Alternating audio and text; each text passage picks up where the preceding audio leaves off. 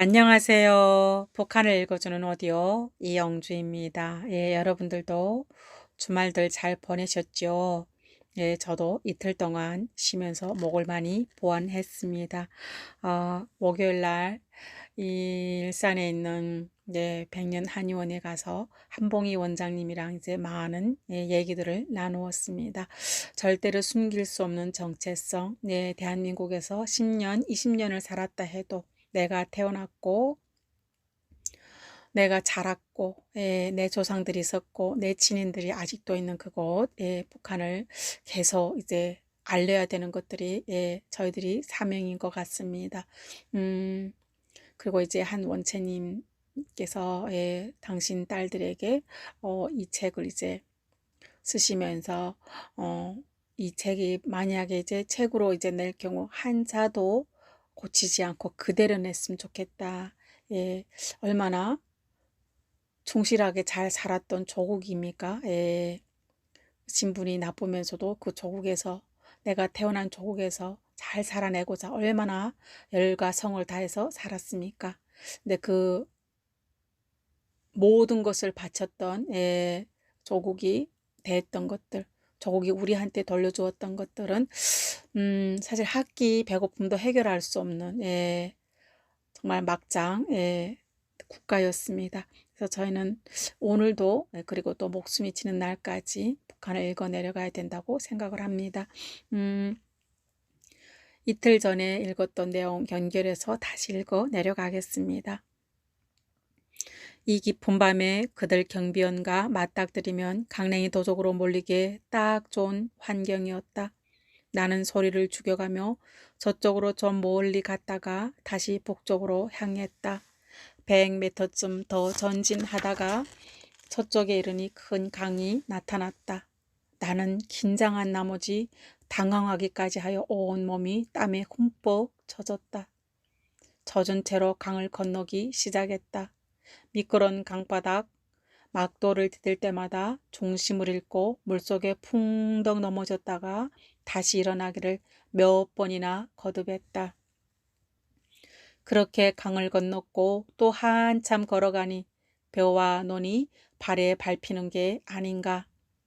논두렁을 찾아 밟으며 습지대를 건너니 전 달구지 길이 나타났다. 달구지 길에 나선 나는 여기가 도대체 어디인지 방향을 분간할 수 없었다. 달빛도 흐린 밤이었다. 아무것도 보이지 않았다. 할 수 없이 거기서 날이 밝을 때까지 기다리기로 결심했다. 맥 빠진 몸으로 달구지길 옆 풀밭에서 물에 젖은 옷을 벗어 물기를 짜고 젖은 옷을 그대로 입었다. 방금 전만 해도 땀 범벅이었던지라 찬 공기를 쐬니 체온이 급감하기 시작했다. 추위를 견디기가 어려웠다. 얼마나 지났을까? 사유가 밝아오기 시작하였다. 달구지기를 따라 북쪽으로 조심스레 올라가니 하포리 협동농장 구역에 들어섰다. 봉암리 방향으로 간다는 것이 하포리가 되었으니 나의 착각이 심했던 모양이다. 거기서부터 다시 정확한 방향을 잡아 남대천 하포다리를 찾아갔다. 하포다리 위 강둑을 따라 11리 방향으로 올라가다가 목송리로 가서 기차를 타려고 결심하였다. 때는 새벽 4, 5시 사이였다.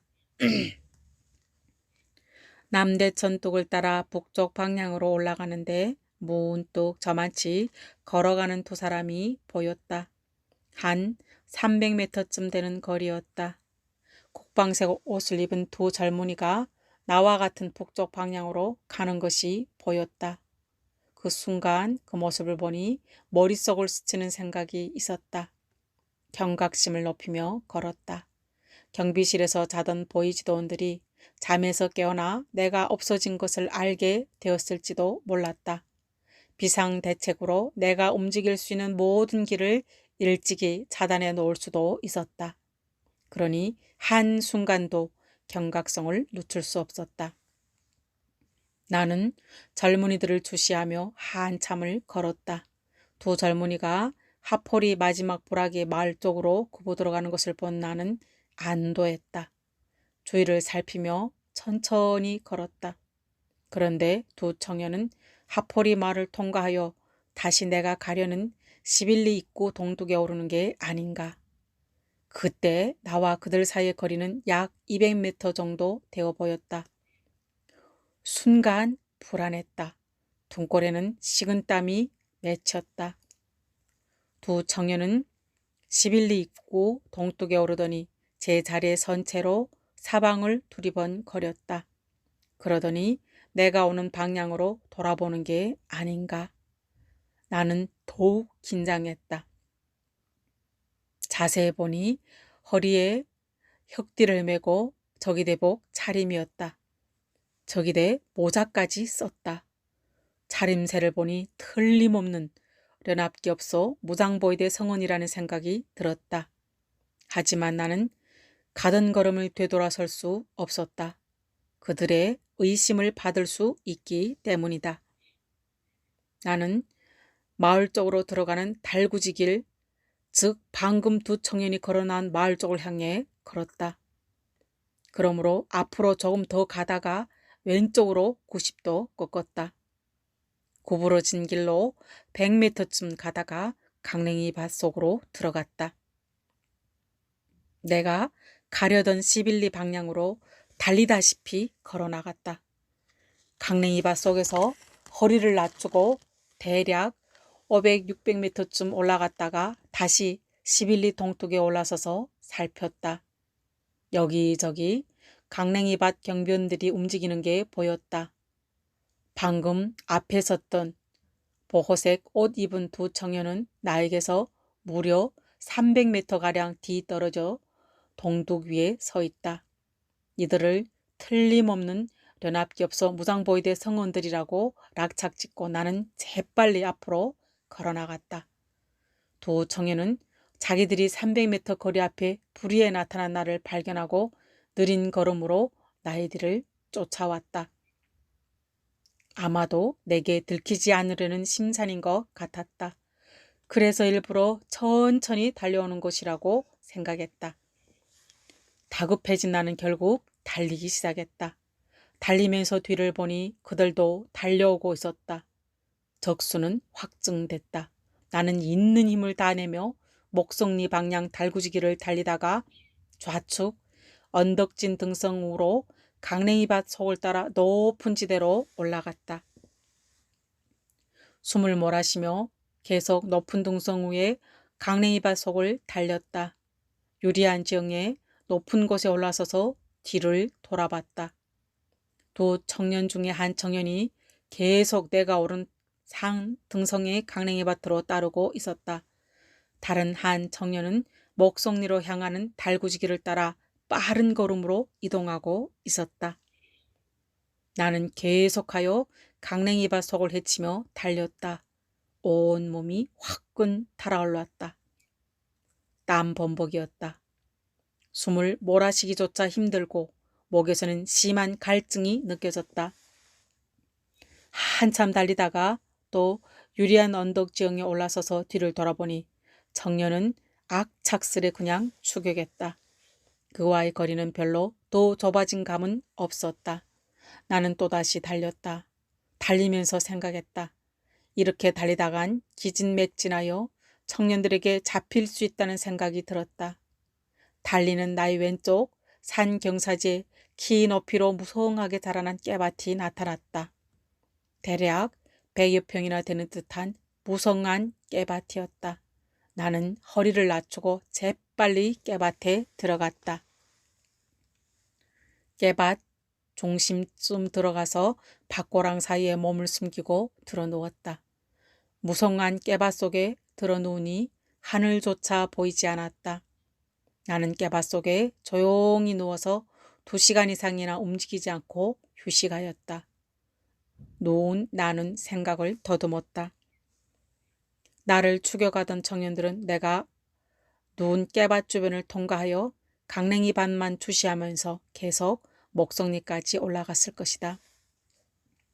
그들은 하루 종일 목성역과 해산 방향으로 가는 도로를 차단하고 있었을 것이다. 나는 깨바 속에 조용히 누워서 방금 추격당한 사실과 결부시켜 보이부 경비실에서 내가 나간 후 있었을 사변을 추리해 보았다. 내가 탈출한 후 함께 자던 보이지도니 적당한 시간에 잠에서 깨어났다. 내가 없어진 것을 알자 곧 자기네 경비 성원들끼리 모여 비상대책을 논의하고 연합기업소 무장경비대를 비상소집하였다. 그 다음 무장경비대에 가업을 주었을 것이며 여러 갈래로 나눠 봉쇄 작전을 하였을 것이다.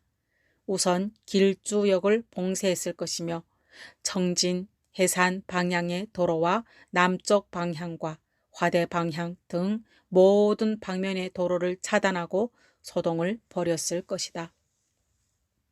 다음은 친척집 수색전을 진행하였을 것이다. 가만히 누워서 생각하노라니 나도 모르게 웃음이 나왔다. 그들이 어리석은 노름이 가소롭기 짝이 없었다. 나는 깨밭 속에서 충분히 휴식했다. 해가 중천에 떴을 때쯤 깨밭에서 천천히 나와 11리 산림 속으로 들어갔다. 산림 속을 걸어서 고개를 여러 개 넘었다. 고개를 넘으니 목성리 골짜기 중간에 들어설 수 있었다. 목성골 안에서부터 순수 산밭을 타고 북쪽으로 끊임없이 행군하였다. 울창한 산림은 화렵수로 들어찼다. 하늘도 보이지 않았다. 구름이 온 하늘을 덮었다. 짙은 안개로 앞을 분간할 수 없었다.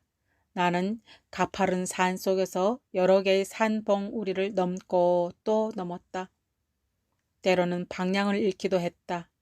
산 고개를 넘는다는 것이 처음 위치로 되돌아오는 때도 있었다. 하루 종일 굶은 데다가 가파른 산림 속을 종일 헤매고 나니 움직일 맥조차 없었다. 힘으로가 아니라 악으로 걸었다. 발바닥은 온통 물집이 잡혔다. 진종일 무성한 밀림 속을 헤매면서 행군한 결과 길주에서부터 세 번째 역인 성우역에 도착할 수 있었다. 역에 도착한 것은 9월 8일 밤 10시가 지나셔였다. 하지만 해산으로 들어가는 기차는 없었다. 그런 관계로 성우역 근처에 있는 어느 강냉이밭 속으로 들어갔다. 그곳에서 며칠 묵을 요량이었다. 밭속에서 풋강냉이를 먹으며 대충 배를 채운 후 밭속에서 밤잠을 잤다.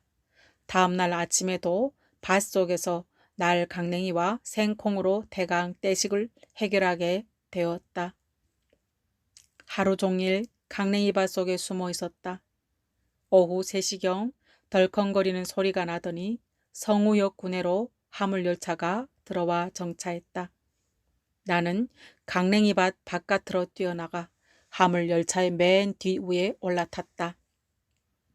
5개의 화물 차량을 단 매개 차량은 빈자리 하나 없이 사람들로 꽉 찼다.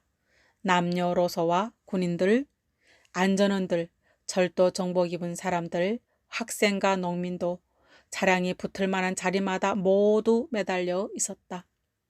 5개의 차량을 꾸는 견인차 연결기 위에도 사람들이 탔고 매 차량이 연결기 짬 위에도 여객들이 매달렸다.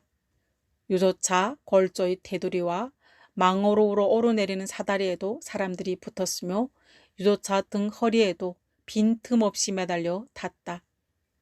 철도 화물을 실은 무게차의 병차의 그 어디에도 빠짐없이 사람들이 빽빽히 작살처럼 들러붙어 있었다. 철도 화물 꼭대기에 서 있는 사람들은 대부분 커다란 배낭이나 마대찜 몇 개씩 싣고 올라가 있었다. 높은 위치에 자리 잡은 차객들은 전기 철도의 전차 선로에 머리가 닿지 않으려고 허리를 구부린 자세로 한순간도 긴장감을 주지 못한다. 이런 광경을 보고 사람들은 해방된 조선이라고 한다. 어느 한 촬영가가 45년도에 일본이 패망하고 조선이 해방되었을 때 중국 동북에 들어갔던 수많은 조선의 백성들이 고향을 다시 찾아오느라 화물열차의 꼭대기 위에는 물론 증기를 푹푹 내뿜는 견인 기관차 위에도 빈틈없이 올라탄 모습을 촬영하고 그 아래에 해방된 조선이라고 제목을 단 화폭인 것이다. 그 해방된 조선이 화물열차들, 아니 화물객차들이 지금도 길주 해산선뿐 아니라 온 나라의 철길 위로 부끄럼 없이 달리고 있었다. 예, 여기까지 읽었습니다. 일산 한의원 한봉희 원장님과 그 인터뷰하면서도 내내 우시면서 하시던 얘기가 아직도 눈에 아물거립니다. 오늘도 여러분들이 건강하게 또 사이 한성원으로 살아내기를 부탁드려 보겠습니다. 예, 감사합니다. 그리고 함께 들어주시고 함께 목소리 내주시고 함께 공감하여 주셔서 너무너무 고맙다는 인사도 다시 한번 드리고 싶습니다. 안녕히 계십시오. 북한을 읽어주는 오디오 이영주였습니다.